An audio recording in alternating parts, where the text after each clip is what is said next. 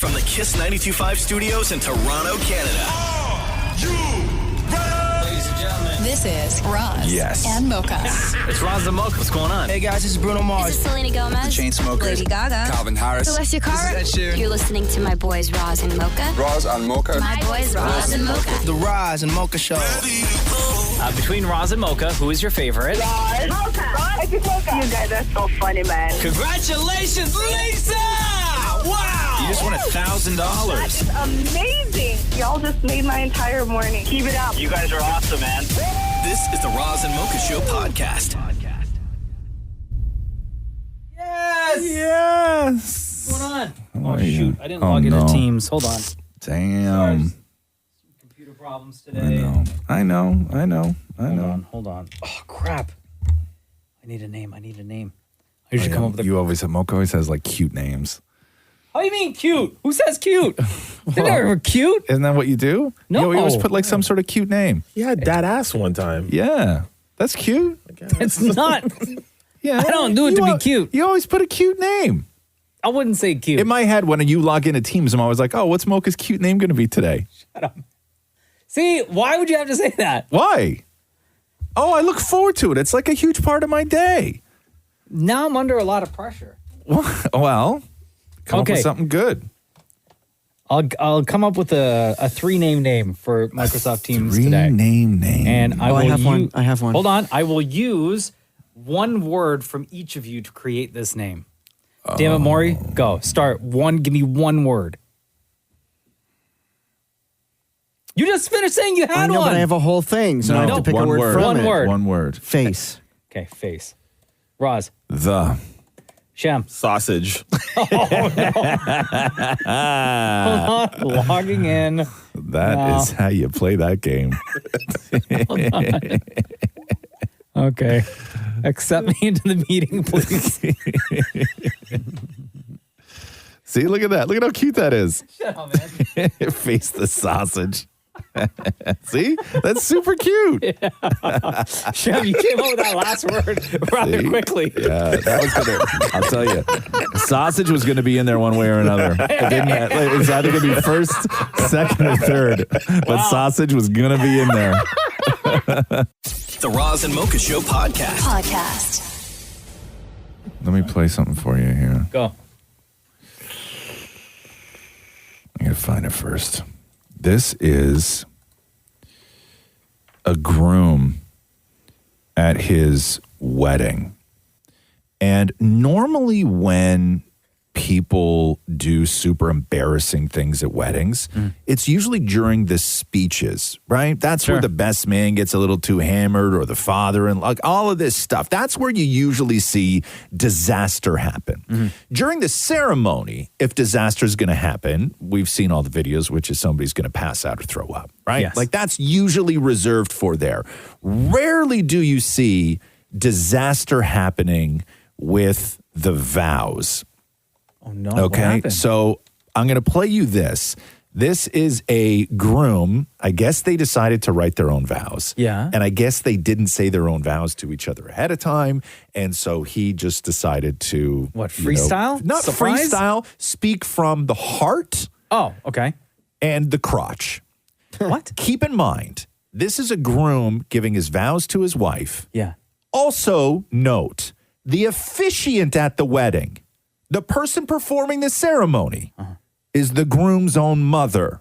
Okay. Okay, so listen to what the groom promises his bride. Only 2 things are required to keep me happy. Keep my belly full and my empty. Oh my God! So you're amazing at half of it. We really need to get you some cooking lessons. Even when my belly isn't full, there is no one I could ever love more in this lifetime, unless I actually get a chance to meet Margot Robbie. Oh my God! Since the beginning, I was always told life gets even better when the kids fall asleep and you tell me to come to the bedroom. Nothing's better than the sound of and headboard slamming. Michael.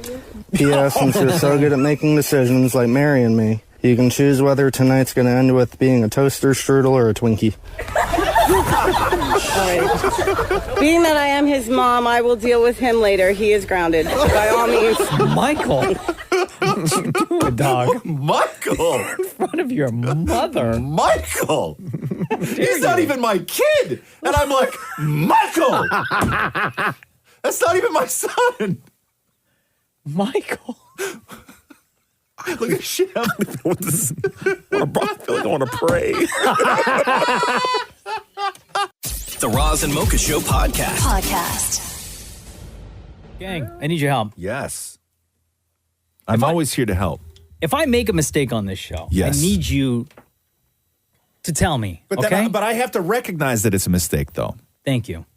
And we all make mistakes. We all do. But I would appreciate it because I feel no ways about it, right? Mm-hmm. If I say something wrong, please correct me on the air. Okay? Yeah. When we're doing but I the mean, show. sometimes here's my thing with correcting somebody, though, right? Is that if it is just a mistake, but you still get the intent of what you're saying, I'm not going to correct you. Because, no, but why? if it's a blatant mistake. But why, though? It's just like if I have something in my teeth, I would expect. That I enjoy, though. I know you do. I know. You Yeah. savage SOB. Yeah. Yeah. Right?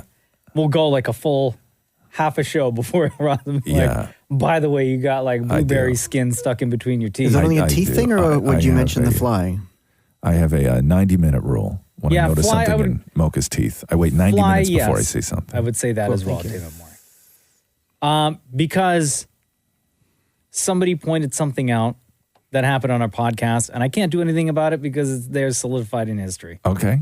for the rest to enjoy. Yes. But what Razamoka fan Jolene Watt did was not only point out the mistake, but then slowed it way down. Slow-mo podcast style. Because it was discovered that if you listen to our podcast, available everywhere, by the way, at half speed, it sounds like we're drunk. Yeah. So this mistake, said by me, it's a blatant mistake, but it sounds even worse. Slow down because I really sound hammered. On Instagram at Kiss925. This is where we get the questions from, the questions that you're asking here. And we'll get one of you to ask your phone to the room on the phone. Thank you very much for listening. This has been the Roz and Mocha Show podcast. That's how we end all of our podcast episodes. So I clearly said, ask your phone to the room on the phone. Huge mistake. Big blunder. But again, I'm not going to correct that because I know what you're talking about. Like, I know what you're trying to say. Yeah. Right? But just say, no, because now everyone can go back and listen and hear that mistake and then slow it down and stuff. But then we got to have a whole conversation about it and like, what did I say? Fine with it, no, guys. but I'm not the guy. I think nobody noticed that. I think literally nobody noticed when he said that. Jolene Watt noticed, slowed it down, and sent it in. Ask your phone to the room on the phone. Yeah, see, I'm not going to, in that moment, I'm not going to say anything. I don't want to, like, what for, right? Like, it's not something that needs to be corrected. If you want. Ask your phone on the phone? Like, I know what you meant, right? Like, I know what you meant. I know what you meant. Now, slow down. It does really, really, really sound like something, exactly like something a drunk would say. Ask your phone to the room on the phone. But it's also your inflection. Hold on a second here, because every now and then when we play the podcast Slow Down, where people find moments where we sound drunk, like sometimes it's just the slowed down part where that just makes us generally sound hammered. But with this one, listen to your inflection in the entire thing. Like the entire thing, you are speaking like somebody who is legitimately drunk. Ask your phone to the room on the phone. Play the whole thing for me again. Play the whole thing for me again. On Instagram at Kiss925. This is where we get the questions from, the questions that you're asking here. And we'll get one of you to ask your phone to the room on the phone. Here we go. Thank you very much for listening. This has been the Roz and Mocha Show podcast. Right? Like, anyway, if you find a moment. And it ended so strong, too, right? It was such a strong ending. If you find a ridiculous moment from our podcast where you slow it down and listen to it at half speed and it sounds like we're wasted, feel free to submit it to us. Okay. That was a golden one. That's like one of the best. Ask your phone to the room on the phone. The Roz and Mocha Show podcast. Roz and Mocha's Fix My Life. What advice can you guys give me? Okay, so my question is... Got a problem you can't fix? Roz and Mocha got you. Hello, Selena. It's Roz and Mocha. How are you? I'm good. How are you guys? Good. What's on your mind? Why are you reaching out? So color clash. How do I diplomatically tell my boyfriend that I don't like his color choices? Oh, damn. You wrote us this. Hey, Roz and Mocha, fix my life. How do I tell my boyfriend that I dislike the paint colors he chose for the living room and dining room? I thought you were going in on what he wears. We'll get to that. Okay, so the disagreement is just on the living room and dining room, or has this kind of expanded into other places in the home? Originally, it started with the coloring of the walls, but then I'm starting to find that he's not really budging in terms of anything else. So now I'm not too sure. So what is the problem, though? Like, are you guys redoing your whole place, or is this like a one and done for the living room, dining room, or what's going on? So he has a house that he's been renovating since I've met him almost 2 years ago, and I'm moving in a couple of weeks. So he asked me what I thought about the colors for the dining room and living room. I kind of gave my suggestion of like neutral colors, but then he told me he was thinking like a bright yellow or orange, and that threw me off. But I'm having a hard time trying to change his mind, and I don't know how to tell him without hurting his feelings that I hate those two colors. So what are the two colors? What does he want to do? Yellow and orange? Yeah, so he said he wants to do the dining room yellow and then the living room orange. But what furniture? Do you guys know, like, what else is going in those rooms that may accompany those colors? So all the furniture needs to be, or most of it needs to be replaced. So I said, if you're going to do the yellow, do you want to do white furniture? And he said, no. So I said, how about this color? He said, no. So he wants your living room and dining room to look like a children's trampoline park. Yeah, pretty much. Right? Oh, damn. Like, if there's a basic theme throughout each room and you knew exactly what artwork is going to go on the wall or the color of furniture, like, accessories maybe that you're putting, I might be able to understand. But, like, if he's going for orange and yellow and specific ugly colored furniture, then, like, congratulations, Selena, but you're living in like a house of horrors at that point. Has he given you examples? Like, has he gone online and been like, hey, here is these 3 examples of where it's worked and maybe we can work with it? Or is he just going like off on his own? So he brought home a couple of different samples from Home Depot. No. I don't mean paint samples. I mean pictures of where other humans have done this in a home. Oh, his parents' house. Okay. Oh, my God. And what does his parents' house look like? I bet you it's ugly.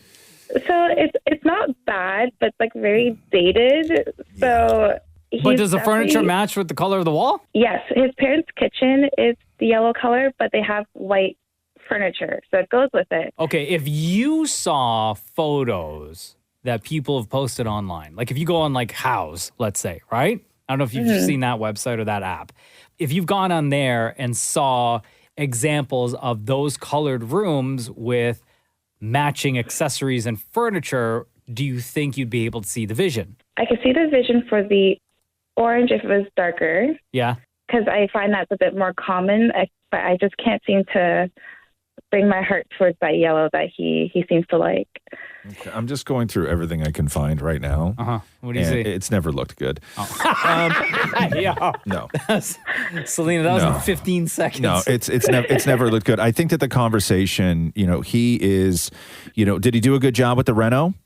His bathroom looks really great, and so does like the bedroom. Okay. But I also don't like the color of the bedroom, but that's like a... No, I don't mean, like, is he like, when you say reno, is he just like painting the place, or is he like fixing it up? No, like he's fixing it up. So Okay. he's tore it down and like redid the bathroom and What color's your bedroom? blue. Oh my God. The walls are blue? Yeah, Okay. so we kind of talked about it a bit, but he says he likes that color, and that was before I met him, that he painted it blue.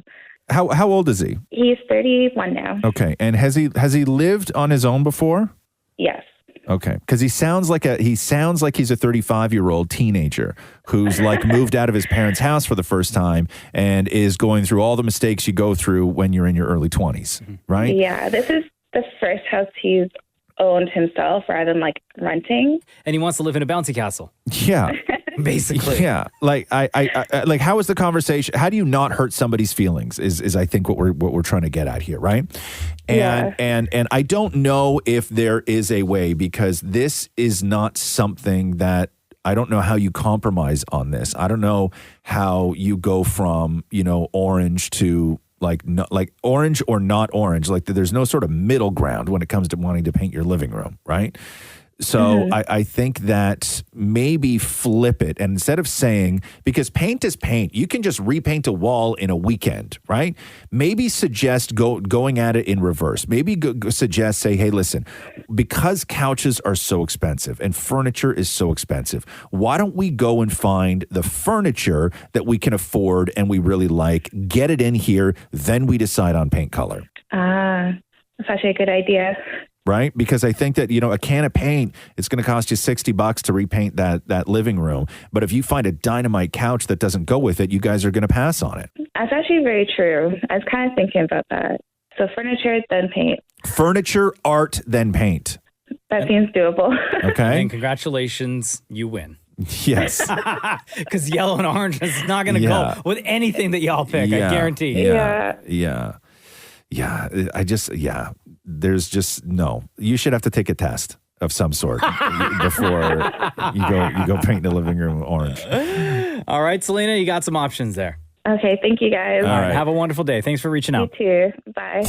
Roz and Mocha's Fix My Life. On Kiss.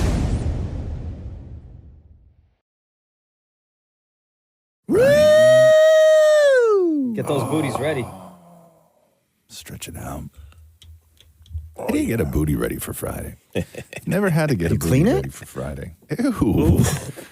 I would also think Sunday, Always Monday, be clean. Tuesday, Wednesday, and Thursday, Maury. Yeah. Jesus. Yep. Fix your camera, Maury. Not Sunday, though.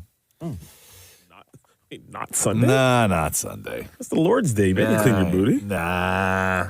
What's the longest you've gone without showering? Like cleaning yourself? Oh, my God. A week.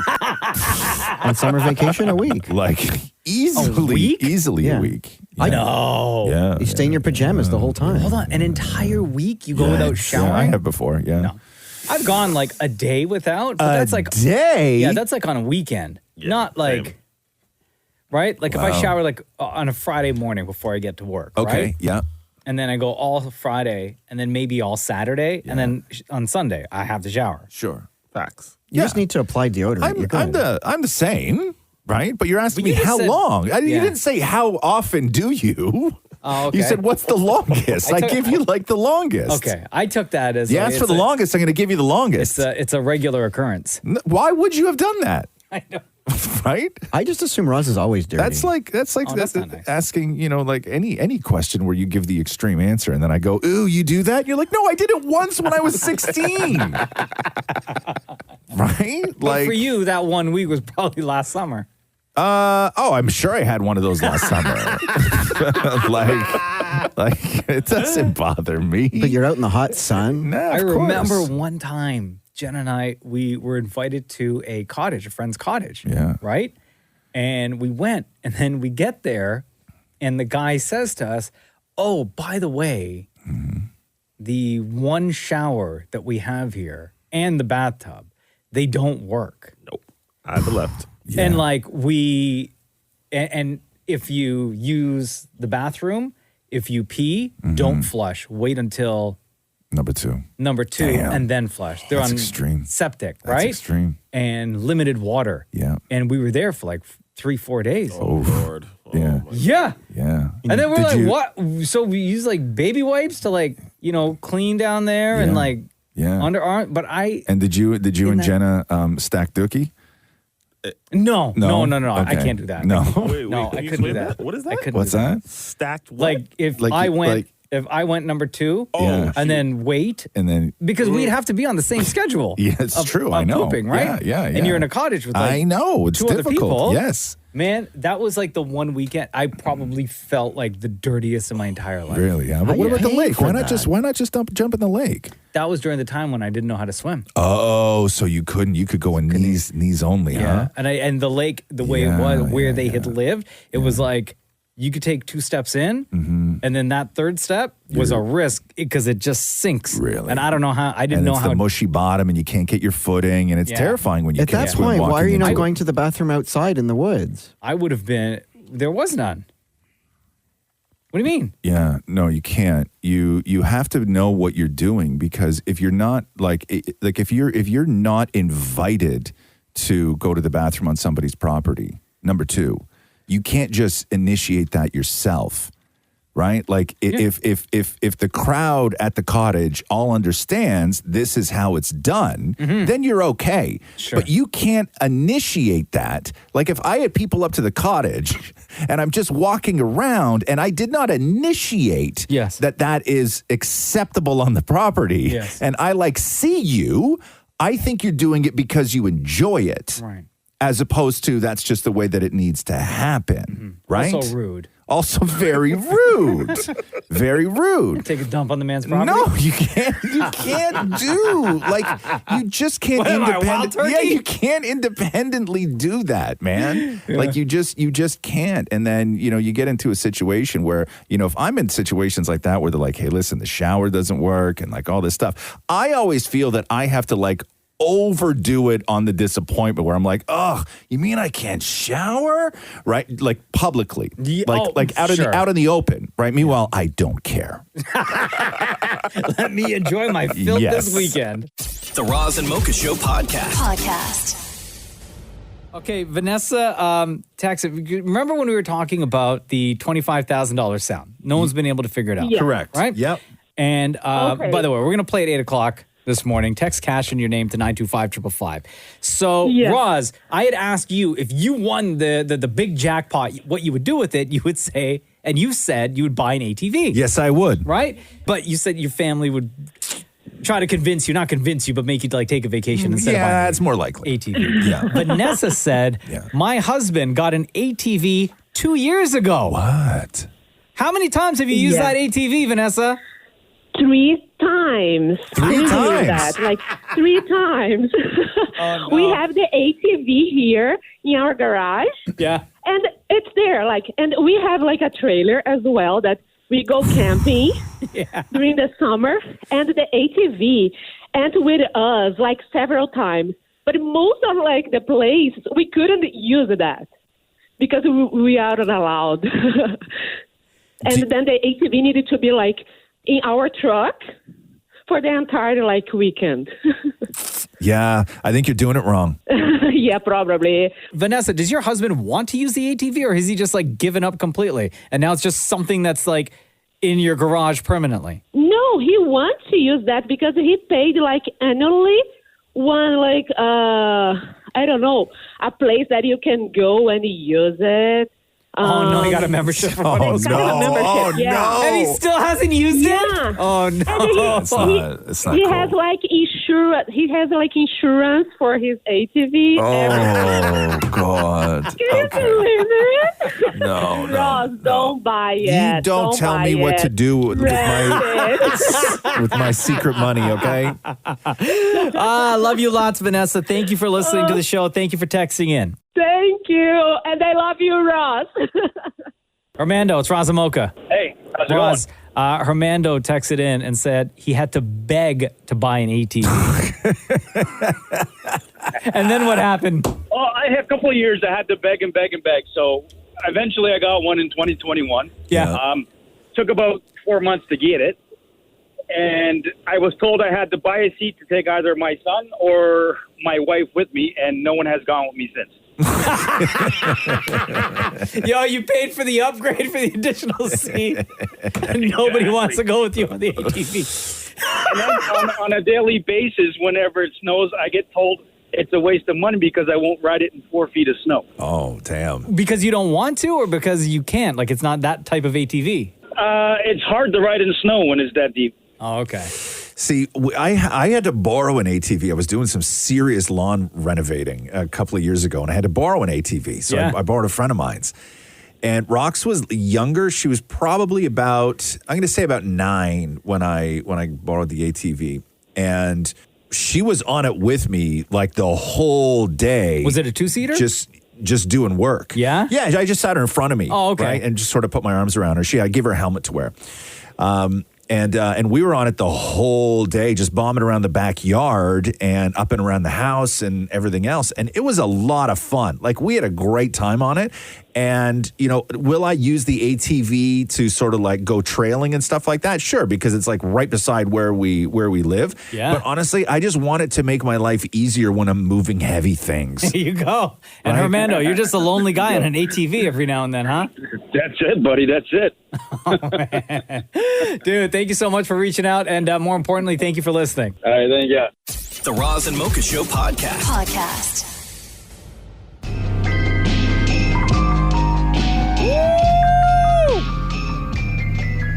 Get ready for the drama. Tell everyone, including your mama. 9 o'clock, Sunday night, on Crave, HBO, the 4th and final season of Succession. And all the actors and actresses in that show have been making the rounds to impress like crazy. Dan and Maurie had a chance to sit down with fan favorite cousin Greg. Oh, yeah. Nicholas Braun. He's out here doing his thing. He's tall, that guy. Did you feel 6'7". Yeah. Like, did you really, really feel your shortness standing next to... The second he walked in the room. Yeah, really. Was he the tallest guy in the room? Like, even like all the people that he was with? It was literally just him and I in the room alone. No. But like when they... Like, he didn't just walk into the room by himself, did he? Oh, yeah, he did. Oh. Like, he came from the lunchroom and they pointed, and I was just literally him and I in the room alone. Yeah, there's a big difference between 6'4" and 6'7", right? Like, you see 6'4" in your life. It's rare that you see 6'7".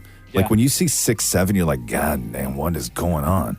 Like, if you see 6'7" in a grocery store and they're pushing a cart, it's like the cart sits at their thighs, like, and you're not used to, like, everything. The proportions are off, like, everywhere. Yeah. Yeah. It looks like they're using, like, a joke cart. Yeah, like everything just seems off. Mm-hmm. So, cousin Greg, Nicholas Braun, sitting down. He was sitting, right? You were standing? We were both sitting. They put you in a high chair? They were high chair. Talking about the 4th and final season of Succession. Nicholas Braun, how are you? Oh, by the way, things start out. You know how, like, whenever Maurie talks to people, like, things get weird? Yes. Right off the bat? Yes. This is no different. Nicholas Braun, how are you? I'm doing excellently. Can we hum the theme song to Succession? Can we try that? Yeah, I think we should. Yeah. Wah, wah. Ding. Ding, ding, ding, ding, ding, ding. Wah, wah. Bom. Bom. Ba-da-da-da-da. That sounds like a Christmas song. Was that even the theme? No, that's a Christmas song. I'm just doing something totally different. I don't know what you're trying to sing. He really does just sound like cousin Greg, right? He doesn't sound 6'7", though. Does that make any sense to you? Yeah, it does. Right? Yeah. No bass in his voice. Yeah, he doesn't sound 6'7". This is Nicholas Braun, by the way, cousin Greg from Succession, talking to Dan and Maurie. Did you know while filming this season and these episodes, it was going to be the last? I did. Yeah, I did. We found out before the season started. Well, we found out like 90% sure that it was going to happen. Jesse told a big group of us that he was pretty sure, but he sort of reserved the right to say, like, in 6 months, if we're shooting the show and something new presents itself, then we might go another round. But we had a pretty good idea. So then you've got to walk me through like the final moments on the show. Like that must have been incredibly sad for you. Like was it like tearful? Yeah, I mean, I think everybody was pretty upset that last day. You know, it's good. Like there was closure. The scenes were great that day and funny and everything that they usually can be. But it was kind of like, wow, I'm not going to see this person again. I won't be able to say dialogue to this person again. Did you cry? It's like it's okay. Can't talk about it. Yeah, I don't cry. See, because like I would have cried. Yeah, I wouldn't. I was just stone cold. Whatever. My eyes were dry. I think you're lying to me right now. No, I wouldn't lie to you here right now in this tiny room. You call the man out like that, Maurie. Cry shaming. Let the man have his emotions. It's an interesting character, Cousin Greg, because he is the only character in the show that even gives you the tiniest bit of reason to root for them. Of course, because everyone else on the show is so despicable. He hasn't turned into that. But he is the only person that you will ever even remotely, and he makes stupid decisions. Right. But he's the only. You love him for it. He's the only character that you'll root for on the show. Nicholas Braun from Succession, Cousin Greg, by the way. Season 4, the final season, Sunday night. 9:00 on Crave. Will fans be happy with how this ends? Is there closure? Yeah, I mean, people, right? Like, I don't watch a lot of TV, but I guess people hated the Game of Thrones ending. So, I don't know why that felt hard to say. The Sopranos ending, like, people love to hate the ending, but I think they're going to be pretty excited about it. The last episode is unbelievable. Closure. I don't know. But you do know, you were there. Yeah, that's true. I mean, this season's unbelievable. It may be our best season. I feel like, I mean, I haven't seen all of it, but making it was incredible. And you won't be disappointed. Should we sing goodbye to the show?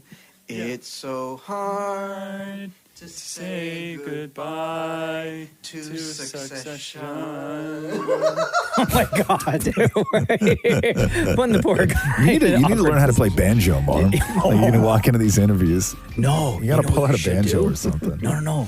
The recorder that you still have that you play. But he can't sing when he does that, though. Right? But how awkward would it be if Maurie's playing the recorder and asks them to sing? Oh, Jesus. I could sing out of the side of my mouth. Yeah. That is Nicholas Braun. He plays Cousin Greg. Again, the final season of Succession debuts this weekend, Sunday night at 9 on Crave. The Roz and Mocha Show podcast. What's going on? Ugh, I tried to watch Succession last night.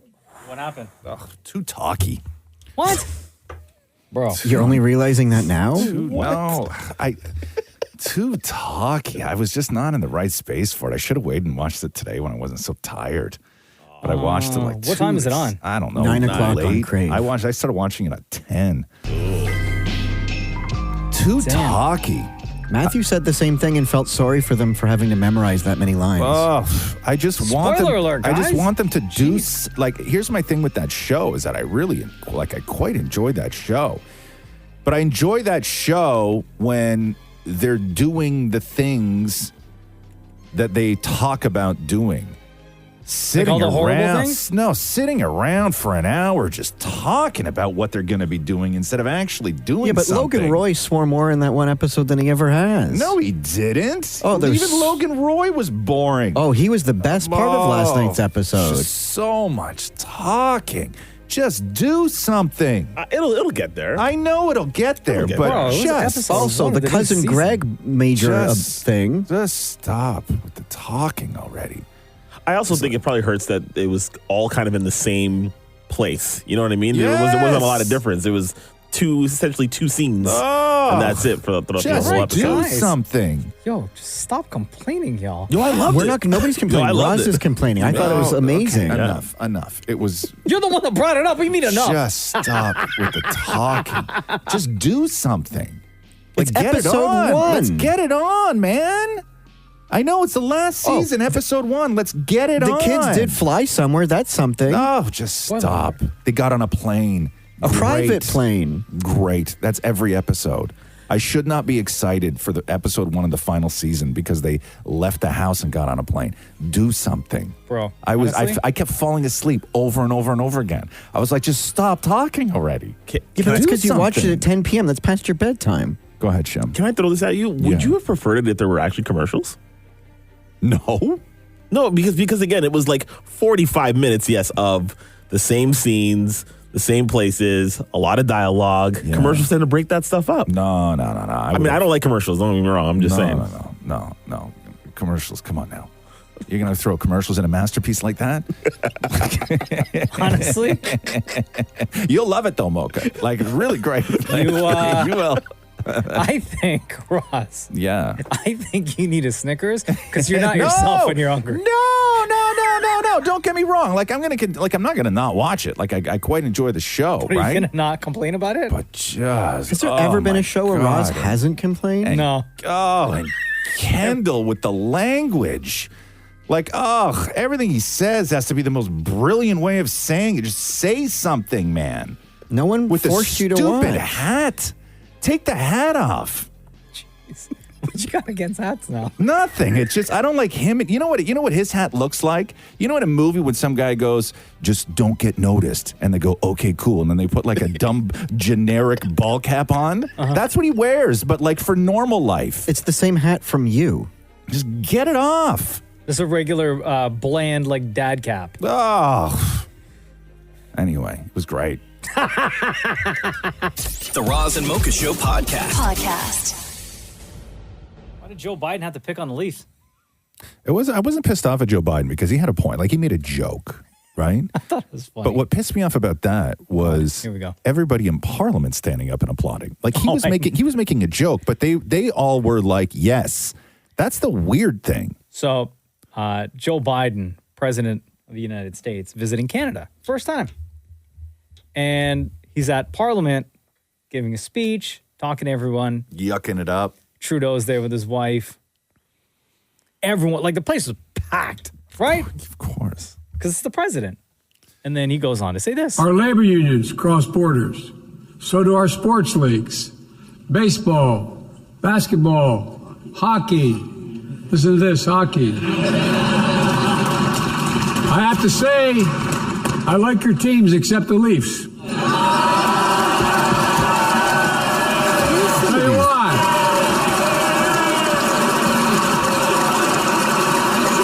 I'll tell you why. Okay, settle down. I'll tell you why. They beat the Flyers back in January. That's why. And if I didn't see that, I married a Philly girl. If I didn't say that, I'd be sleeping alone, fellas. I like you, but not that much. Right? Like he was making a joke, but everybody, but like they didn't even wait for the punchline. Like they're so eager to hate. Everybody hates the Leafs, right? Outside of Toronto, everybody hates the Leafs. Well, they hate the Leafs because anywhere in Canada that the Leafs go and play, that entire place is just full of Leafs fans. Oh, I know. They hate them because tickets are cheaper outside of Toronto. No, because of the attention. No, they're the most popular hockey team, right? But they didn't even wait for the punchline. That's the thing that like I was like, oh Jesus, all you people. Did you right? see? They don't even wait for the punchline. Oh, yes. Yeah. And Joe Biden's like, whoa, hold on. I'm doing a bit here. Right? Like, I'm married a Philly girl. This is a two-parter. Yes. But they don't even wait for the punchline. No. For them, like, listen, everybody in that room, like, the first part of the gag was it. That's it. Right? Come on. Standing ovation right there. Did you see they had dinner?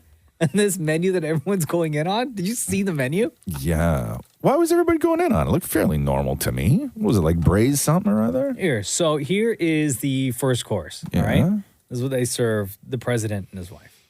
And everyone's like, what the hell is all this, right? Yeah. Online, of course. Okay. So your first course is cedar salt and seaweed-crusted rare seared East Coast yellowfin tuna. Okay. White bean hummus, cucumber, pickled radish, and bitter greens. Okay. Flaxseed cracker and lemon parsley emulsion. All right. I mean, it's fancy, but yeah, go on. Your main course now. Yeah. Alberta beef braised short rib. Okay. butternut squash puree, and Yukon gold potato pave. Yeah. Wildflower honey roasted carrots and fine green beans. Right.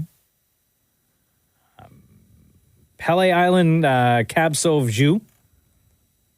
And for dessert, wild blueberry and Quebec maple mousse cake, screech rum caramel and sweetgrass meringue. Yeah. Who doesn't love a good meringue, right? Please. It's from Delaware. and fresh berries. Yeah. What's wrong? Why are people going in on that menu? Everyone was just like this. You don't serve people this menu. Why? What's wrong with this menu? I don't know. Like, I'm just saying, like, people were like going in, like they didn't like it. There was one food writer named Suresh Das that said, quote, "This is embarrassing. What a lame menu. White bean hummus." Oh my God. You're too good for white bean hummus? I don't even believe I wouldn't eat white bean hummus, but I'm just saying. Why are you too good for white bean hummus? Yeah, I am. The Roz and Mocha Show Podcast. God, man, if I'm Jonah Hill, I'm like, just shut up, Kanye. Oh, God. Drag me into this. Bruh. So Kanye returned to Instagram, and I guess he's totally cool with Jewish people again.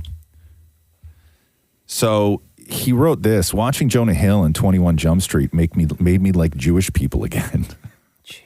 No one should take anger against one or two individuals and transform that into hatred towards millions of innocent people. No Christian can be labeled an anti-Semite knowing Jesus is a Jew. Thank you, Jonah Hill. I love you.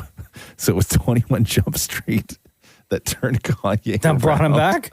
What the hell? Come on, man. Like, listen, great movie. I loved it. man. But still. What are you doing? I know. And then people all up in the comment section What? were like praising Kanye, like all of his stands. No, I know, but you're Jonah Hill. You wake up in the morning and you're like, what in the hell did I do to be number one trending? And then you're like, oh, forgot. It's me? Yeah. I'm the reason? And the problem is me? Right? Like, come on, man. Was stunned when I saw. Is that post still active? I didn't even see. I saw like right when he posted it. What a whack job. And then like immediately the comments started rolling in. So were people supportive of him? Oh my God, yes. No. Everybody loves Kanye. Like his followers. They're his followers, right? Yeah, I guess. Like, great movie. Don't get me wrong. No, I know, but like if I even, it's not even like the best Jonah Hill movie. No, I know. Like, I can understand if he was watching that new Jonah Hill thing that he did with his with his psychotherapist. Oh, Shrinking. Oh, no, Shrinking. Stutz, yeah. Stutz, yeah. Like, I can understand maybe he watched that and got some like real good insight into him and like kind of turned. But 21 Jump Street. Yeah, he like dipped back into the catalog. Right? Like not even 22 Jump Street. No. Right? Like, not even like the stuff that Jonah Hill. Bad. There was that one movie that he directed that was like it was at film festivals, 90s Kid or something like that. The 90s? Mid 90s, right? Mid 90s, I think Yeah, I it think was. it's mid-90s. Jonah Hill directed that one. That was like a passion project of his, but it was none of that stuff. It was 21 Jump Street. Yeah. No, I know. Hold on here. I'm trying to think of what else could it, like, not even, what was that movie I just watched the other day? I watched thing again, Superbad again. Yeah? Yeah. It was a great movie, Superbad. Could have been Superbad, but it wasn't. It was 21 Jump Street. So anyway, so I guess Kanye is totally cool now. Right? I wonder if he, like, was that a planned... I don't think he plans anything. I think Kanye just writes garbage. No, not what he wrote. No, it's on Netflix. It's like super popular on Netflix right now. Oh, it was trending. Yeah. So he's like, I've never seen this. Right. And I like Jonah Hill. Right. And Channing Tatum. Sure. I mean, he could have watched Sausage Party. Yeah. Yes, he could. He could have been Sausage Party. Yeah. Right? Anything else. Or like a Seth Rogen movie or an Adam Sandler movie. Mm-hmm. But I guess it was what was trending. Schindler's List. Yeah. Maybe if he had said, you know what, guys, I'm just watching Schindler's List. Right? Yeah. I've my eyes opened. Thank you. Right? I've changed my ways. I heard about this movie called Jojo Rabbit. Really, really great. You know, made me rethink everything. 21 Jump Street. Kanye doing Kanye things. The Roz and Mocha Show podcast.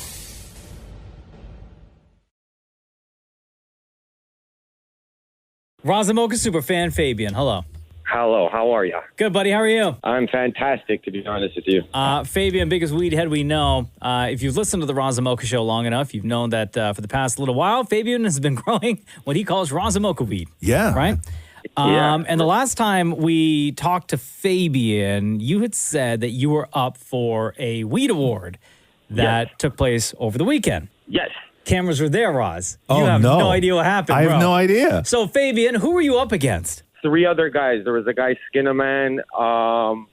There was a guy, I forget, Igo Grows, I think his name was, and some other dude, I don't really know his name, but 3 other guys. How do they judge this? So the way they were judging this was they were getting people, like I said, I asked everybody for DM me on my Instagram, and I'll send you the link. So it's pretty much you go to a website, click on the picture or the person you want to vote on, and you just put your email in and done. So fan voted. Fan voted. Yeah. So, and what was the category, Fabian? It was the best online grower. Okay. Best online grower. All right. So let's take it back to this past weekend. What was the name of the event? It was Can Expo Toronto. Okay. Nice. Round of applause for the best online grower. And the winner is Fabiano Arabia.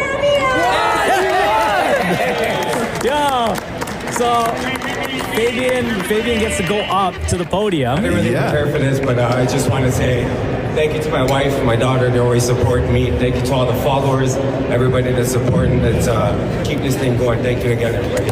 Yeah, a family man. Congratulations. Excuse me? Yeah? Excuse me? What? Excuse me? I knew you guys were going to call, so I could say thank you guys personally, because without you guys, I couldn't have got this far. You know what I mean? Why did you say that on stage? Why didn't you guys say that I was number 2 on the best weed smokers out of Snoop Dogg? I forgot. I was in the moment, man. All the nerves rushing. I didn't even think I was going to win, man. One of the guys I was against had 5,000 followers. So I was like, no way I'm going to win. No way. Even at my wife, I was saying, I'm not going to win this. I'm not going to win this. I didn't think I was going to win. So why do you think you did win? I won because of my fans and you guys on the show. Oh. And now I'm thanking you guys on air in front of the millions of people that listen. I thank you guys from the bottom of my heart, because without you guys, I couldn't have done most of the stuff I do. I do most of the stuff I do online because of you guys with my Roz and Mocha cookies. Admit right now that we've done more for you than your wife has. 100%. Okay, good. Yo, that was easy. There was zero, You are evil. Zero back and forth, Fabian. Bro, you can get so much trouble.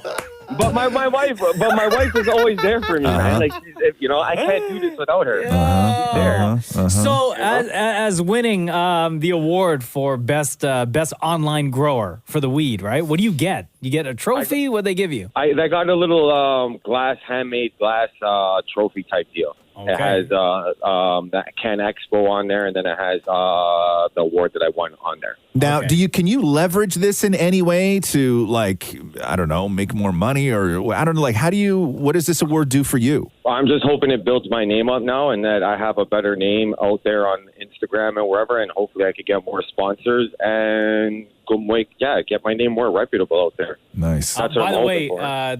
this morning, Fabian sent me a video of the Roz and Mocha weed, the Roz and Mocha cookies. Yeah. Oh, my goodness. Bro, I don't know anything about weed, but this video was absolutely beautiful. Was it? The plants, correct me if I'm wrong, but they look like they are thriving, dude. Oh, thriving, bro. Like, I ain't even going to lie to you, man. Like, my gosh. So, when are we harvesting? I'm harvesting hopefully April 3rd, man. Oh, shoot. Oh, there we wow. go. Just around the corner. Bro. Dude, I'm right. If calculations are right, I should be able to have some to smoke or give some people out legit by 420. Wow.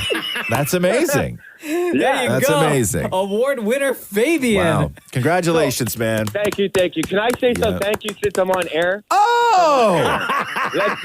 This is what I was planning for. Okay, go. So first and foremost, as always, I got to thank my wife and my daughter, because without them, I can't do this. Second and foremost, you guys, Roz and Mocha, and to all my fans out there, man, I could not have done this without you guys. With all your support, Bro. man, I do this for you guys. I love you guys. Bro, you got to flip those two, homie.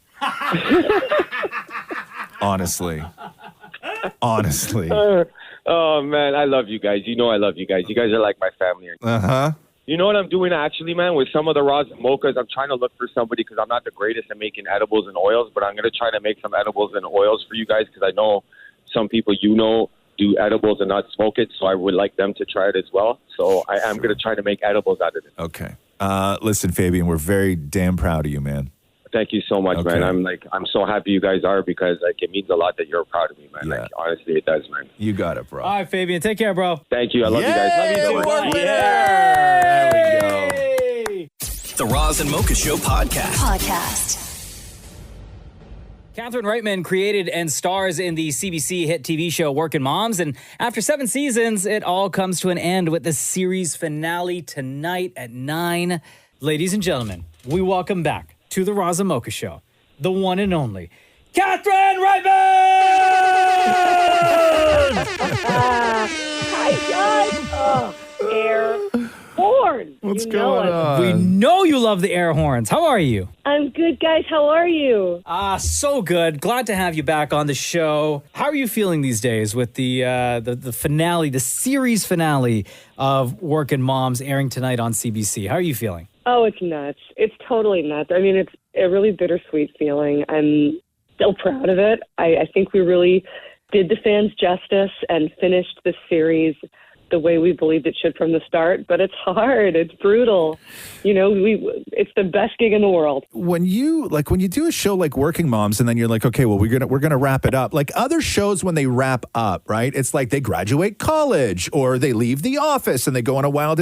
Like when you're doing Working Moms at the end of the show, it's not like you're no longer a working mom. That's right. That's a really good point. And I think that's something we had to consider in the writer's room where we're going, okay, how do we do justice to these 4 women and what is the best, quote unquote, like you said, graduation for them? And the truth is, working mothers just keep getting up and going back to work. That's it. Did you know going into this season, or had you known for a long time that season 7 was going to be the last one? Yeah, you know, we opened the season 6 writer's room last year sort of within a shape of how we wanted to end it. And we gave ourselves 2 seasons to sort of get us there in an appropriate way. And I really think we did it right. I'm so proud of this finale, you guys. I can't wait to hear what the fans think. When you do a show that hits with people, like when you first started this, it's like there's so much like, oh my God, are people even going to watch? And will we get a second season? Like you had so much to worry about. But what happens over the course of all of these seasons is that, like Mocha and I were just talking about this, which is like, this is like the show that Mocha and his wife Jenna share. Like this is the one that they watch together, right? Like, so you start this thing, but then it sort of becomes not yours and it belongs to this beautiful couple like Mocha and Jenna, and you're tearing that away from them now. First of all, shout out to Jenna. Guys, I'm so proud that you guys watch this show together. What Jenna has to put up with, my God. I'm so thrilled you guys watched. Yeah, I got to tell you, the thing is about Working Moms, Catherine, is that, you know, we have an almost 6-year-old at home, right? So when we first started watching this show, what we found were like themes throughout the episodes or the seasons with like each one of the moms, like Jenna could relate to, or our family could relate to something that an individual or a family on the show was going through. And just the other day, we were watching an episode. I don't want to give any spoilers away to anyone who hasn't seen this this upcoming season yet.Maybe you're waiting for it to get on streaming services, which I'm happy to say on Netflix, April 26th, the entire season 7 will be available. But there was a moment that happened on the show, which is almost an identical conversation that Jenna and I had like a few days before. Right? And like you guys just with the themes and the subject matter of certain things, you just like kind of hit everything right on the head, and you don't shy away from things, which is wonderful. Well, the show was a genesis of you know, me trying to go back to work as a new mom. You have a 6-year-old. I have a 6-year-old. This show started when my 6-year-old, your 6-year-old, was 3 months old. Yeah. Our writer's room opened up when I was 6 months pregnant. And so this show grew with my youngest child. I have 2 kids, a 9 and a 6-year-old. And Mocha, I got to tell you, I mean, every single one of these, there's so many stories, not all of them, of course. Some of them are just pure bananas. But a lot of these stories are just ripped, particularly in the first 2 seasons, from my experiences as a working mother and how crazy it is and how underrepresented it is in the shows that we all devour daily. We can watch, people like Donald Draper and Walter White and all these amazing premium shows where these men are doing incredible things. And what my husband and I couldn't believe was that the things that I deal with on a daily basis as a working mother are just as high stakes and insane and hilarious. And why aren't they represented? And so that was the fuel that started the show. Catherine Reitman is on the Roz and Mocha Show, Working Moms series finale on CBC at 9 o'clock tonight. And Catherine, we got a lot of Working Moms fans who are listening right now. What do you want to say directly to them? Oh, guys, thank you for tuning in year after year, season after season. This show has been a love letter to all the mothers, to all the people out there who are trying to continue to have an identity outside of their home and be a three-dimensional person. And I see you, and I appreciate you, and I hope you enjoy it. Oh, amazing. Catherine Reitman, thank you so much. Again, series finale of Working Moms, 9 o'clock tonight on CBC. And then this current season, season 7, will be available on Netflix starting April 26th. Before we let you go, you're in California, which the weather is just absolutely bananas right now. Have you been affected? Like, where are you and what is it like? We're in Santa Barbara where my parents live, and we've been evacuated twice. We're totally fine, and we have it really good compared to others. We're fine. In some ways, and I don't mean to make light of it, but we lived in Toronto for years where, there'd be snow days and real weather and people, pull out their bootstraps and go to work. And here's such different conditions where it starts to lightly rain and everyone around here has been so traumatized by it that we're like, close the schools. Like, we can't handle any weather here. Yeah. And it's both like really, really sad and tragic. And also like there's something ironic about it, having lived through an East Coast winter where we're like, God, can you imagine? It lightly rains and people just keep working there. But here it's, it's a whole different story. Damn, Catherine Reitman. We always appreciate you making time for us on the Roz and Mocha Show, sending you and your family a ton of love. And from my wife and I, thank you so much for Working Moms. Thank you, Jenna. Thank you, Roz. Thank you, Mocha. The Roz and Mocha Show podcast. Roz and Mocha's Fix My Life. What advice can you guys give me? Okay, so my question is... Got a problem you can't fix? Roz and Mocha got you. Kathy, hello. Hi, good morning. All right, Kathy, this is FML. You reached out. Tell everyone why. So, my boyfriend and I have been together for 6 years, and I mean, if he loves me, he hasn't put a ring on it yet. Kathy, you wrote this, hey, Roz and Mocha Fix My Life, my BF and I, have been together for almost 6 years, and we have a child together. I mentioned to him about marriage, but I don't think he's for it. What do I do? Damn. So what happens when those conversations come up? What does he say? So I just talked to him about it last night, too, and I was like, are we going to get married? And he said, yes, I would marry you. I will marry you, but will it happen? I don't know. And that's always the same answer that he always gives me. I don't know. Okay. So I always say, he says, what do you mean you don't know? So hold on. So he says, I will marry you. I just don't know if I will marry you. No, I think what he's saying is that, would I marry you? Yeah. Will I? I don't know. Was he trying to keep his options open? Basically, he's just saying he doesn't know what the future holds. So... Do you get the sense that you're either two just different people who have two different views about marriage, or do you get the sense that he's reluctant to get married because he's not fully committed? I think it's the first choice. Yeah. Yeah. Have you asked him? Because I know having a conversation about marriage where it's just about marriage, it usually starts off pointing in the direction to a wedding. Have you asked him? Have you asked him what marriage means to him? I don't think he's asked me that, but he's asked. No. Have you asked him what marriage means to him? No. You haven't. How come? That never popped into my head, actually. You should, because I think that oftentimes is a part of it, is that you have, marriage means one thing to you, but it means something different to him. And what you don't ever want when you're getting into any sort of committed relationship is nobody wants to feel that they've compromised, right? And if you don't know what marriage means to him or what his views are, what his background is, or sort of experiences that he's had, a lot of people are like, I don't want to get married because I grew up literally in the worst household with the worst parents who divorced when I was 7. And they're turned off from marriage. Like, you don't know what marriage means to him until you ask him what marriage means to him. And all he hears is that, why isn't this enough? Mm-hmm. I just feel like because his parents were never married, and then same with his grandparents. So Sure.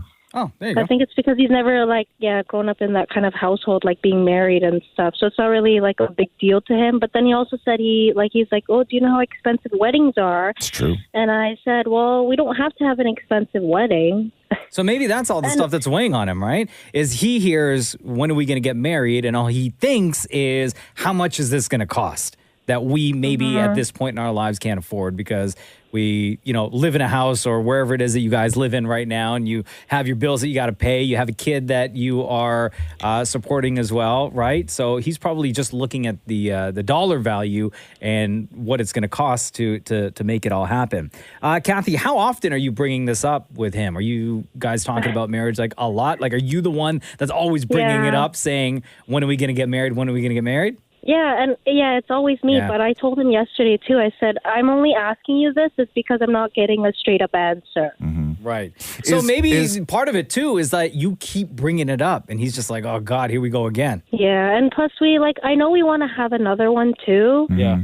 But it's just I don't know if I want to go through with that without getting married or just wait again. Because we've already been together for 6 years. I told him, how much longer do I have to wait? But wait for what, though? That's his, that's his answer, right? Wait for what? Like, wait for us to be more in love? Wait for us to care more about our family? Wait for us for what? So that's why you have to find out what marriage means to him, because you have to articulate what marriage means to you. Like, if at this point you're starting to sound like, even as wonderful as everything is in the relationship and as great as he is of a partner and a dad, if you're telling him now that marriage is a deal breaker, then you need to let him know that. Right? Because Catherine and I are getting married this summer. We've been together, it'll be almost 18 years, I think, when, wow. Right? And for me, it was, we never really discussed, getting, married. I have no problem with a wedding, but it was just we never really talked about, getting married, because as soon as we started, together, like committed together, we were sort of like this instant family. And I just never saw a next level for us, right? Like I never thought that there was anything that was going to be better or higher or greater for the two of us than the relationship that we had. And so marriage just was never a topic of conversation for us. It wasn't that I was reluctant, although I really despise having to go to City Hall to ask for permission to do anything. Right? I think it's terrible that you have to go and get a marriage license in the same hallway that you have to go and get a permit to put a new toilet in your house. And then when you want to dissolve the marriage, when people fall out of love, it's a really heartbreaking thing. You have to go and ask for permission, right? Like it's a whole crazy thing. Like marriages are nuts, and they're very expensive, right? You're giving her boyfriend some ammo right now. But I'm just saying. I think you need to sit down and figure out, one, is this a deal breaker? And if it is, you got to let him know. But I think that you have to let him know what marriage means to you. But more importantly, you got to find out what it means to him, and then I think you'll get to the bottom of this. Yeah. Right? Okay. Like he may not care. Like some people may not, he may be like, listen, I have no problem being married. I just don't want a big dumb wedding. Because when you say, can we get married? He may only hear, hey, can we have a big giant wedding that we can't afford? Right? Like just you be very specific with him. Yeah. I think if you have that convo, you'll get the answer. Okay. Yeah. All right. Yeah. All right. Okay. All right. Thank you so much. No problem. Have a wonderful day, Kathy. Roz and Mocha's Fix My Life on Kiss. David Guetta, BB Rexa, I'm good.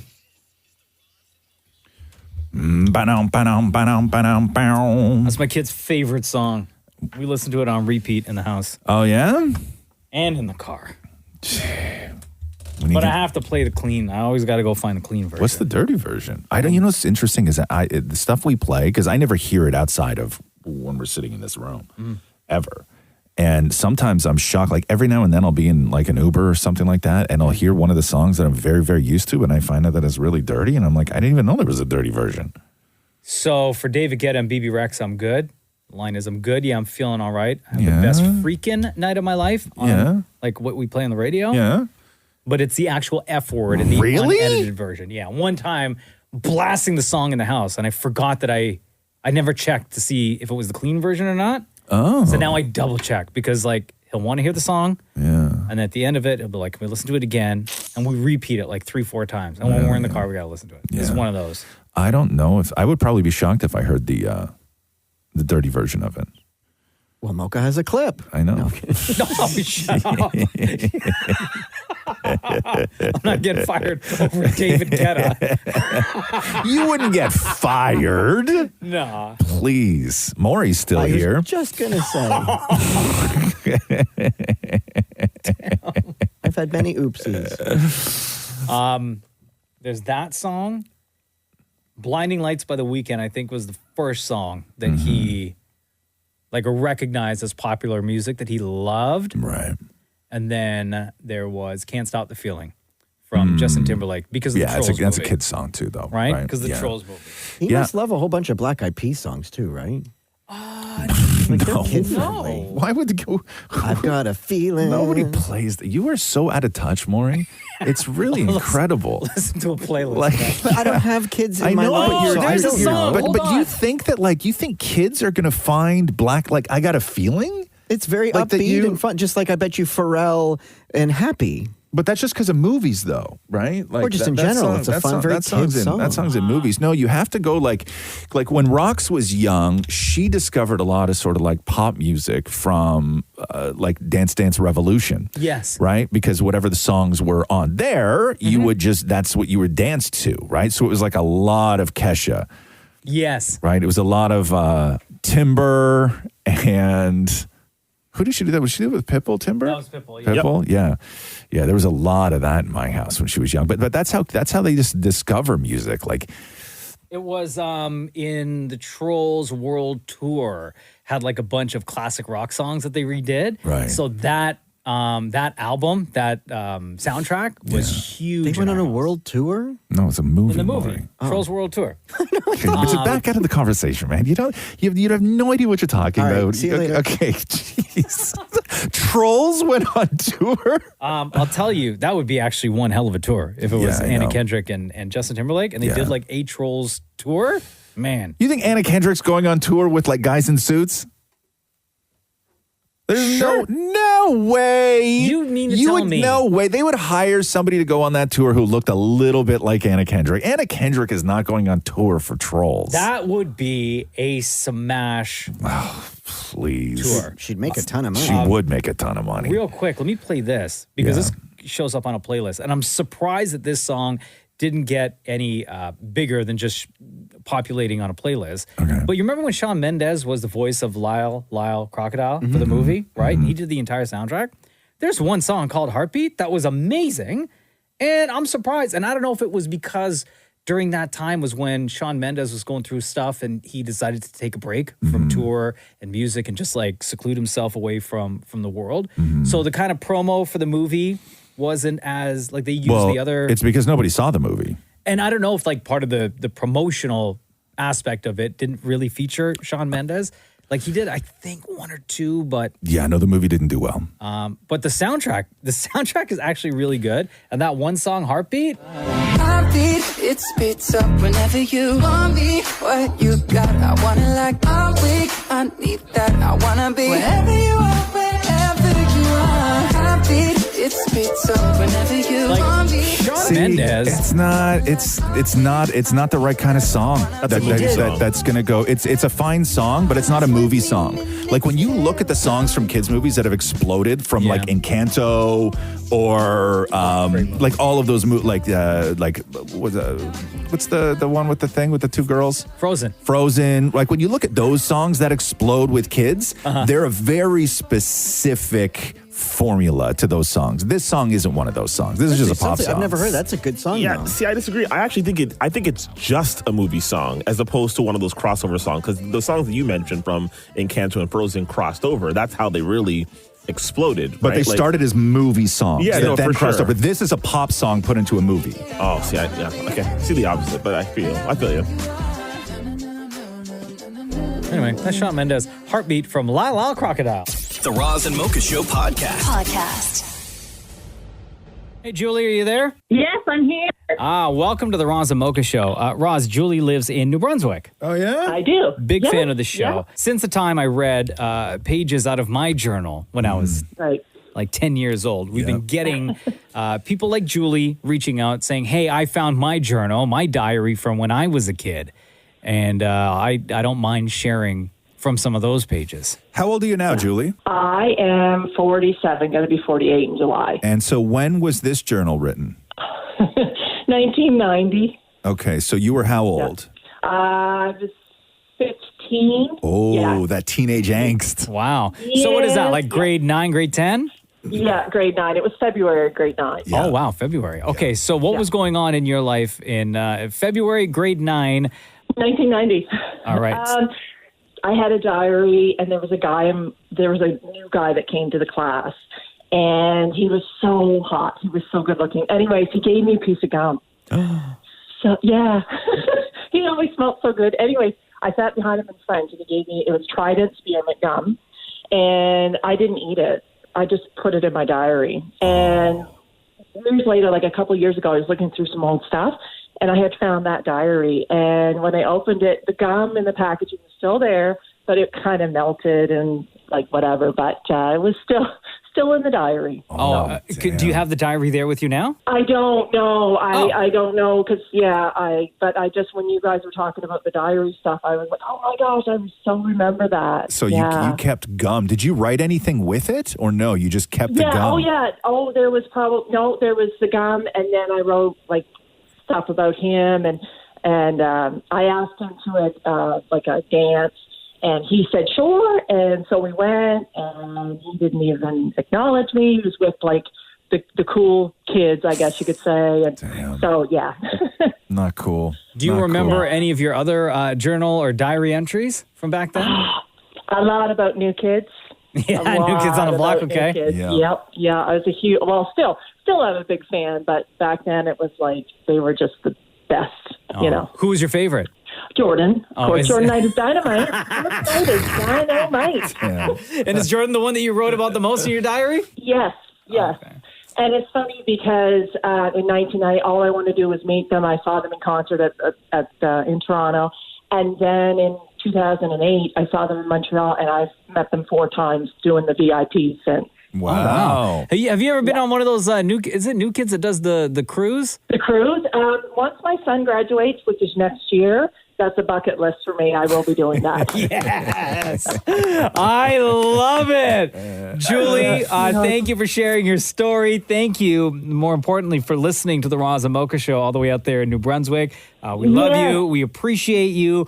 We appreciate the time that we get to share together. Before we let you go, between Roz and Mocha, who is your favorite? I knew you were going to ask, and I have to say I love you, Mocha, but I have to say Roz because he loves his grass in his yard, and I'm very much a plant, and I love my yard too. So there we I'm go. gonna say Roz. See, look at that. Yeah, bonding over lawns. I love it. Have the best day ever, Julie. Take care. Take care. Bye bye. The Roz and Mocha Show podcast. Yo, the weather today? Yeah, what's going on? Gonna be so weird. Why? What's happening? So sunny to start the day. Right? The sun's not up yet, but it will get sunny. And then it's going to get cloudy.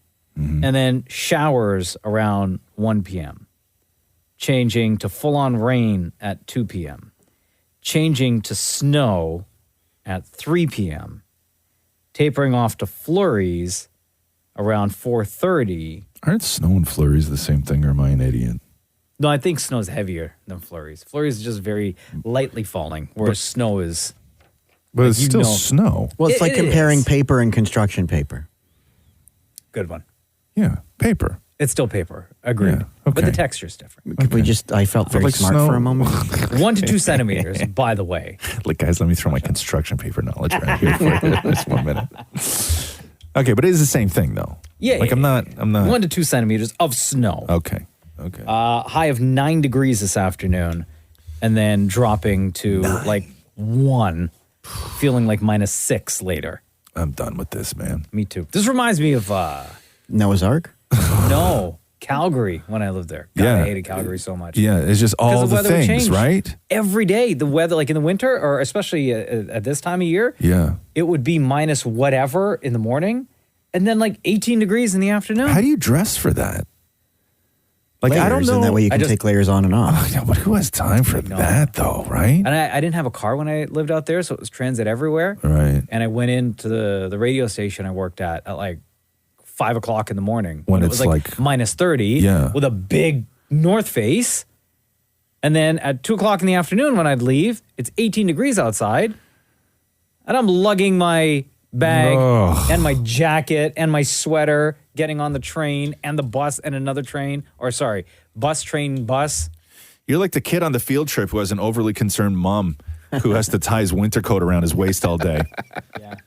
You know what I mean? Right? When everybody else just wore like a hoodie because their moms were cool, but she made you go on the field trip with a giant winter coat that the teacher then had to tie around your waist and you can't do anything. You're tripping all day. Yeah. Your ass is hot. You can't sit. And you can't And lose it's your that jacket. responsibility. You can't lose it. No. Get your And what ass do they whooped. always say? Don't leave it on the bus. I was just going to say, why did nobody leave it on the bus? You're not allowed. You can't leave anything on the bus. Because they're not responsible. That was Things the- go missing. That was the dumbest rule. I think things would be safer on the bus. That's what I always thought too, but not allowed to leave anything on the bus. Yeah. That's what it was like. That's what this weather's like. Having an overconcerned mother. The Roz and Mocha Show podcast. Roz, our buddy Classified is on hold. Classified, East Coast rapper, loved right across the country. He makes his return to Toronto after 5 years this weekend, doing an all-acoustic show. If you remember, last year he released an acoustic version of pretty much like a greatest hits album, including, you remember this one, Inner Ninja. And like I said, he's hitting the stage, Danforth Music Hall, by the way, on Saturday. And I know you really like this vibe, right? No, I do. I think that his stuff works so well acoustic. Like it just translates so bloody well.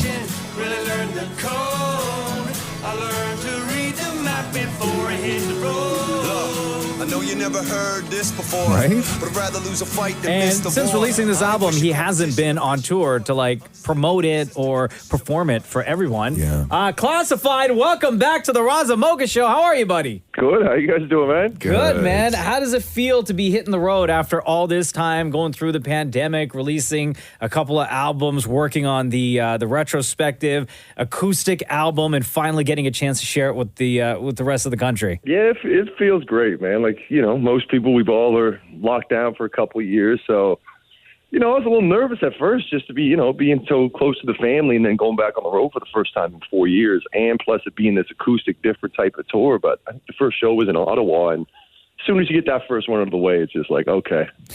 Brings you back to that feel. It felt great to be out, see the fans back on the road with the boys and stuff. So, What's the vibe in the room for the acoustic show? Like, how's it different from other shows you've done?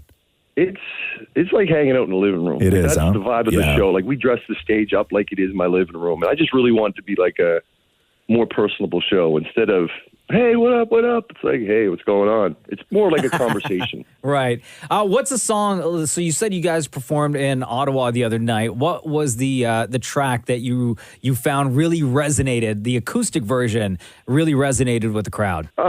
Different ways. Like 3 Foot Tall is like a really cool version because it's different than the original. But, you know, certain songs, like a song like Powerless, like I'm seeing people crying in the crowd. I'm seeing just different emotions. Like that's kind of the big difference in this show is seeing people laugh and seeing people cry and seeing, you know, just these different emotions from these songs. So that's the biggest payoff for me is just seeing people taking these lyrics a whole different way. How do you not get emotional seeing your fans get emotional? I do sometimes. You like, do, huh? You know, there's times in the show where I'll be doing the song. I'll see someone react in the crowd. I'll just stop and, you know, address it. Like that's kind of the vibe of the show too. Of like, it's off the cuff. Someone throws out a request. Hey, let's jump into that for a sec. Like it's really just kind of, you know, if we mess up, we'll just stop and talk about the mess up and make a joke about it and kind of keep going. So when those emotional moments happen, it just, to me, adds to the show and it makes it like a moment for that night. Doing all your stuff and going back and sort of re-recording everything acoustically, did it make you sort of re-fall in love with any of your songs? that maybe you had fallen a little out of love with? Yeah, like a couple of the ones that we never like had a video or really got a shine. Like there's a song from 12 years ago now called Young Soul that was, a song about getting older and the good things about it and the bad things about it. And I had Julie Black re-sing the chorus over. But going back to a song like that where a lot of people never heard it. It wasn't a radio song or a video or everything. I love that I got to kind of go back to a song like that and, again, showcase those lyrics that I feel like kind of got missed a little bit. Do you do an acoustic version for these shows? Do you do an acoustic version of Oh Canada? It's funny because we don't. I tried to do it when I was working on the record. I just didn't like how it sounded. Sometimes with these shows, people will yell it out. So instead of doing an acoustic version, I show people how I made the beat. Oh, but then do they sing it? Because that's like one of my favorite songs that you've ever released, right? And I would just feel like I figure in an environment like that where it's intimate, it's close, and everyone's having a good time, and they're already singing. Maybe they feel a little bit extra patriotic if you just start singing "Oh Canada." Yeah, and we like 2 shows we did jump into it because they kept yelling at us like, "All right, Owen, give me the keys." Owen's my keyboard player. He just started playing the keys. We start rapping. I start making the beat on place or on the spot, and again, it just made kind of a cool, unplanned moment. I always find that funny. You're like, God, man, listen, I'm doing a ton of songs here. I want this one. Like, It's not enough. It's not enough. Amazing. Classified. Always appreciate you, bro. The retrospective tour, Danforth Music Hall, this Saturday. Tickets still available through Ticketmaster.ca. You've already done 34 shows. It's going to be the 35th, and it's going to be real special. Before we let you go, are you currently working on new material? Is there a new song on the way? Do we get a new album anytime soon? Yeah. No, I'm always kind of, I haven't put any new lyrics out in a few years because the retrospective album was all older stuff. So, yeah, I got about 6 songs done for a new project and planning to drop the first one in the next probably month or 2. Oh, okay. Awesome. Nice. Well, when you are ready... I'm always working away, you know what I mean? Yeah. Taking kids to school and heading back to the studio. And yeah, it's still for the love of it, man. It's just a hobby that I still love doing. Well, when you're ready to drop that new single, you make sure you reach out to us and we'll get it on the radio, bro. Every time. Appreciate it, guys. Classified, we love you. Thank you so much. Thank Again, you, fellas. retrospective tour happening right now. Danforth Music Hall is the next venue, 7:30 p.m. in Toronto. Classified, we appreciate you, bro. Hey, man. Right back at you guys. Thank you. The Roz and Mocha Show podcast. You see someone's trying to sell Robert Downey Jr.'s chewing gum. Allegedly, it's his. For $55,000 online. Give me a break. So Robert Downey was How do they know at it's his? John Favreau's Walk of Fame star unveiling. Oh, right? I gotcha. And Robert Downey Jr. was there. And this guy who's selling the gum said that at one point of the big ceremony, jokingly, Robert Downey took the gum out of his mouth, put it right on John Favreau's star, and said, just to make it official. Gotcha. Everyone had a big laugh. And you could see that in the video. So the guy would have to obviously film himself taking it off the star. So for he authenticity. was there and Yeah. said that he scooped it up and now put it up online for $55,000. But like, there's no way. But what's the market for Robert Downey Jr. gum? But what's the market for water from Disneyland when they shut down the water park? I mean, people will buy anything. But will they, though? Is somebody going to pay? Like, has somebody paid? I don't know if someone's going to pay $55,000? Like, you'd have to prove, like, if I'm going to pay $55,000 for Robert Downey Jr.'s chewed up gum, I'm going to need proof. But how am I going to get that DNA evidence? But is this like, are they hoping to sell it to like a collector or, because I only ever Like think a fan or a collector? But I only ever think that when somebody does something like this, right? Like where they're like, I scooped up Robert Downey Jr.'s gum off the sidewalk. Their market is weirdos, right? Yes. Like you're just hoping you're not looking for a fan. You're not looking for somebody who archives Robert Downey Jr.'s career. You're looking for weirdos at that point. Or is it someone who's like a stalker would pay, like No, a not a stalker would go to stalker, a but bank. like- But that's what you're selling it to. someone who could then be like, hey, guess what? I have chewing it would look gum. cool on the wall. But that guy already has the gum, right? No, I know. So now you're hoping this that guy, there's somebody who's equal to his weirdness. No, you are hoping to sell it to a crazy person. You're hoping to sell it to a stalker who's going to go to the bank and take out a second mortgage on their home to shell out $50,000 because they're obsessed with Robert Downey Jr. But when you go to those card shops and stuff, they have checks signed by Elvis Presley and stuff. I mean, it's the same thing that people buy those. No, that's completely different. Like maybe I could sell the Lionel Richie towel I have that he wiped his sweat with. Again, your market is stalkers. Like if you can It's framed. If you can find a stalker who's willing to pay $50,000 for gum, or I don't know what's going to take to get Maurie out of debt, but whatever that number is for Lionel Richie's dirty towel. Have you tried selling it? No, because I have it framed. I didn't want to get rid of it, but maybe You should I try selling it back to Lionel Richie. You think he would? You know what, Maurie? You're the market. I just figured that out. You have Lionel Richie's towel that you refuse to sell. You're the gum guy. Yeah. You are the guy who this guy is hoping to sell the gum to. May we remind everyone, David Morey's also the one that bought teeth in a jar from eBay. But that wasn't celebrity teeth. That makes it better? Oh my God, that's so weird. Thanks for listening to the Roz and Mocha Show podcast. Catch the guys live Weekday mornings from 6 to 10 on Kiss 92.5. KISS925.com. Or download the Kiss 92.5 app.